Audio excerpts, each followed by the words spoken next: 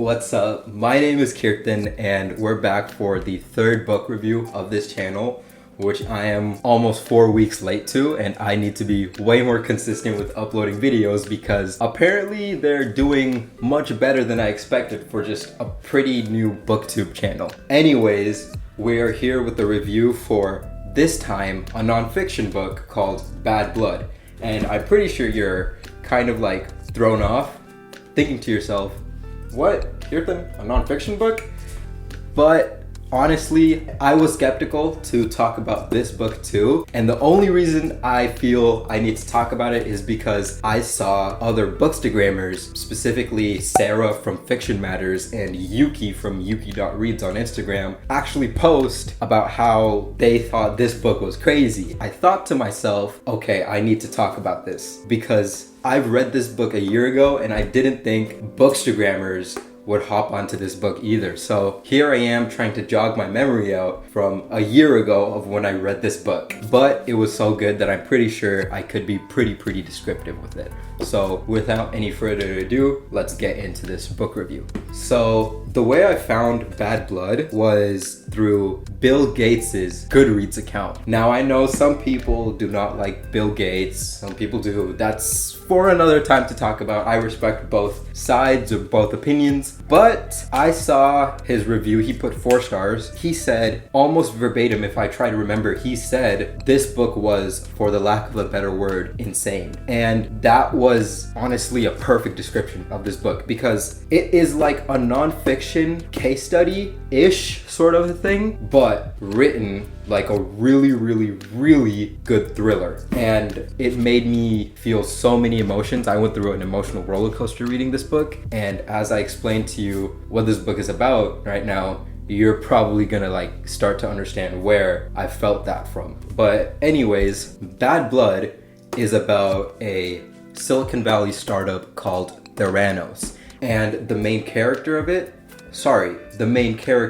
it are the founder of the startup, Elizabeth Holmes, and the author himself, John Carreyrou. I think that's how you pronounce his name, John Carreyrou, who is a reporter for the Wall Street Journal, an investigative reporter. And for the first half of the book, it's mainly is Elizabeth Holmes as the main character, talked about in third-person point of view, and then towards the latter half of the book, it is John himself. Now, Theranos, Elizabeth Holmes' startup, was a medical technology startup which essentially was trying to revolutionize blood testing as a whole. And their product, if you don't know about Theranos, was like a medical box that can do a blood test with just the drop of a finger. And for anyone who has done a blood test before, you probably know that they have to take multiple vials of blood, which contains way more blood than one drop of a finger. But Theranos was trying to revolutionize that. The main goal they were trying to get towards is keeping these boxes inside every single person's home, as they don't have to go to another doctor, as they don't have to go to the hospital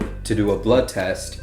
And if something happens to them, if some disease comes up, it may be too late for them to actually give proper treatment. Say if somebody has blood cancer, they can probably find out about the cancer early stage from their convenience of their house versus the final stage of the cancer as they wait for blood tests to be processed from the hospital. Now, where this really gets crazy though, is that this medical device didn't actually work. It was a scam. Sorry, it wasn't a scam, but it was actually a fraud. Now, Elizabeth Holmes was seen by lots of people as the next Steve Jobs, as a dropout from Stanford, I believe after her freshman year, and she really looked up to Steve Jobs. But the problem is when you try to look up to Steve Jobs it's the medical field. You can't really try to like overpromise like delivery dates and stuff like that of a product because it's the medical field. Actual lives are at stake here, especially with something like blood testing, where so many things can probably be read wrong if something is not done right in a blood test. Elizabeth and her partner, Sunny Balwani, tried to basically bring up a team of people to create their medical device that can read blood tests, which they called Edison,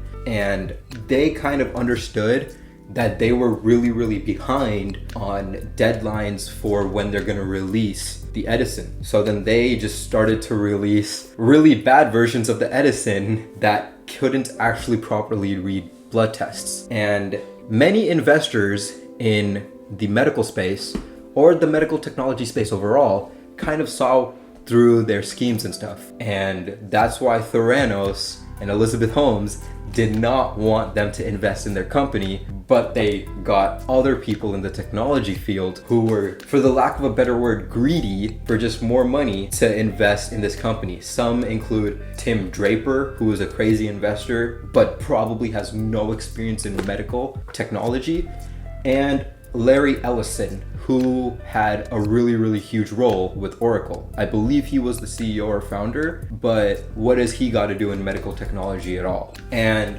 what's insane is that Theranos, in the earlier part of the decade of the 2010s, they were valued almost double of Uber and almost double of Spotify. That's how big this company was, even though at the time they didn't release a working product, but they were still trying to scam. They were still being a fraud. They were still trying to release things that didn't actually work just because they promised a delivery date. But once again, it's the medical field. You can't actually try to pull off something like this without hurting people as a byproduct of it. And the way this book reads is, as I told you earlier, it starts off with Elizabeth with like her backstory, and she's in third person point of view, and then of her dropping out of Stanford, getting in touch with the professor, and just starting the foundation of Theranos. And towards the latter half of the book, we get into the author's story of John Carreyrou, the investigative journalist, of how he found the case, of how he heard about a lot of things going on in that company, and his story of exposing it. Now, it was a crazy ride for John because Theranos was making as many employees as they could sign a lot of NDAs. They weren't allowed to tell John anything, even if they weren't working with the company anymore, whether they got laid off, fired, or they quit themselves, as so many people of this company did. Lots of people quit because they knew they were working for a fraud. But John was still persistent, even though Theranos also had the money to hire.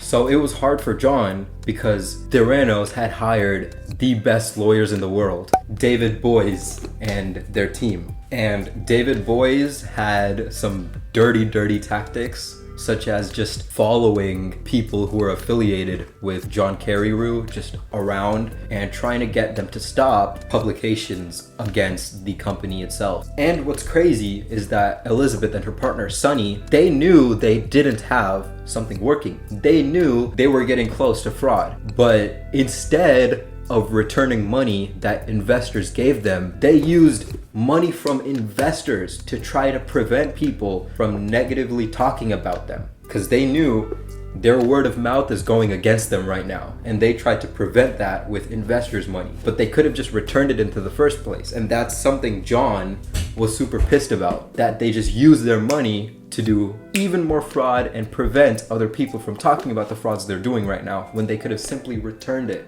Now, I had some crazy emotional responses to reading this book, because in the first half of it, you kind of start to get a little bit of a feel of what Elizabeth is trying to accomplish. But what was crazy for me through this book is my emotional response to reading it. As in the first half of the book, you kind of start to get a feel from Elizabeth's point of view as you start to understand what she's really trying to accomplish, and how she's like so relentless to do it, just like another amazing founder in the Silicon Valley, Steve Jobs. But we start to get a feel of why she's just totally wrong, even though in that half we can still see things from her perspective. What was the craziest moment for me in this book was a chapter called Ian Gibbons, where Ian Gibbons, an engineer inside the company, had such a tragic story about him. And I'm so glad John dedicated a chapter to talking about Ian's story and how Elizabeth Holmes just like worked with him and what happened to him, because towards the end of that chapter, I felt somewhat heartbroken about what was going on.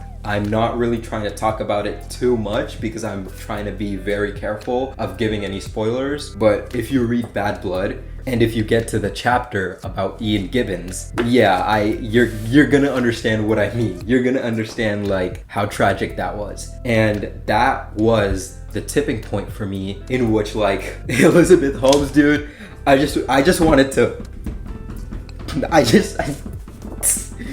I just wanted to But coming back to the latter half of the story, where John was telling his story about how he was trying to get Wall Street Journal to really expose Theranos, we just see how hard it was for him to work through all the lawyers in David Boyce's law firm and all the NDAs that were screwing him up from actually gathering proper evidence. And I don't really know how better I can describe this. It's just John, even though it's a reporter that wrote this book, it brings so much out of me in terms of emotional response, because there's not really a happy moment in this book. Actually, I guess towards the end where Elizabeth actually like gets exposed and we start to see like how like the investors were affected in the end.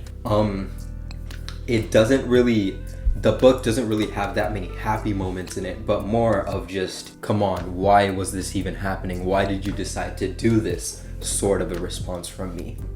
And another cool thing about this book is that John includes some pretty good pictures about Elizabeth and everybody else working with her. What's crazy, I don't know if it's focusing, but this Forbes 400 magazine cover of Elizabeth looks so freaking creepy. Like, oh my god, her lips are like so dark and like her eyes, oh god, no.